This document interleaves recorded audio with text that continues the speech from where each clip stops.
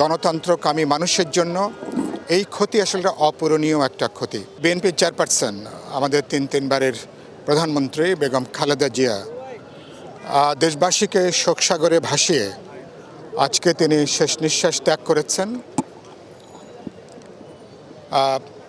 বেগম খালেদা জিয়ার তিনি এমন একটা সময়ে তিনি আমাদের মাঝখান থেকে বিদায় নিয়েছেন যখন দেশ একটা গুরুত্বপূর্ণ ক্রান্তিকালে, যখন আমরা একটা গণতান্ত্রিক অভিযাত্রার একটা গুরুত্বপূর্ণ সময়ে, এই সময়কালে বেগম জিয়াকে এই সময় হারানোটা এটা কেবলমাত্র বিএনপির জন্য শোকের বিষয় না, সমগ্র দেশ এবং জনগণের জন্য, গণতন্ত্রকামী মানুষের জন্য এই ক্ষতি আসলে অপূরণীয় একটা ক্ষতি।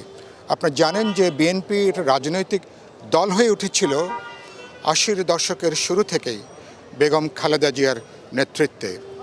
তিনি একজন গৃহবধূ থেকে তিনি জাতীয় নেতৃত্বে এসেছেন, আপসহীন নেতৃত্বদায়ী তিনি ভূমিকা পালন করেছেন। এরশাদ সামরিক স্বৈরতন্ত্র বিরোধী আন্দোলন থেকে শুরু করে শেখ হাসিনার ফ্যাসিবাদী দুঃশাসনের বিরুদ্ধেও তিনি ছিলেন আসলে একটা অনুপ্রেরণার একটা উৎস।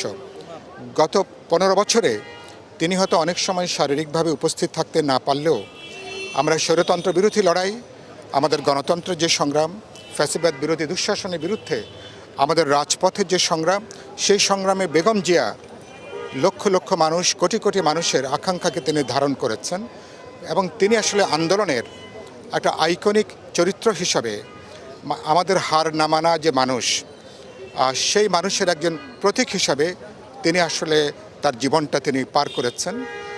তার এই শূন্যতা, তার এই চলে যাওয়াটা এটা সহজে পূরণ হবার নয়।